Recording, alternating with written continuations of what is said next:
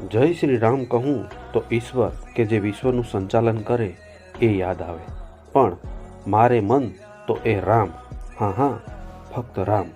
જેના પિતા ફરિયાદ કરે કે કોઈ સમજાવો રામને કે મારું ન માને, એ રામ મારો. જે માતા વનવાસ આપે એ માતા માટે સૌથી વધારે હેત રાખે, એ રામ મારો. મિત્ર માટે જે પોતાની તમામ મર્યાદાઓ તોડવા તૈયાર થઈ શકે, એ રામ મારો. પત્ની વિરહમાં જે ઝાડને પાંદને પૂછે કે મારી સીતા જોઈ, એ રામ મારો.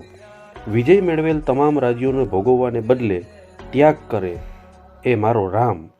ગુરુ આજ્ઞા હોવા છતાં કહે કે નીતિમત્તા માટે મારે વનવાસ તો જવાનું જ છે, એ રામ મારો.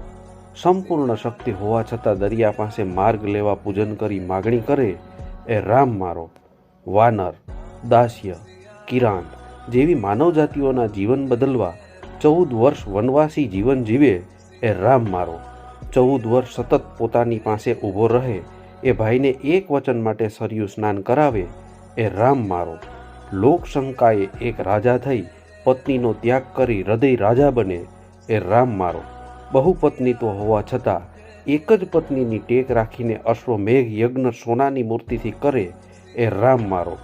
શ્રેષ્ઠ પુત્ર, એ રામ મારો. શ્રેષ્ઠ મિત્ર, એ રામ મારો. શ્રેષ્ઠ પતિ, એ રામ મારો. શ્રેષ્ઠ ભાઈ, એ રામ મારો. શ્રેષ્ઠ શત્રુ, એ રામ મારો. બસ રામ મારો.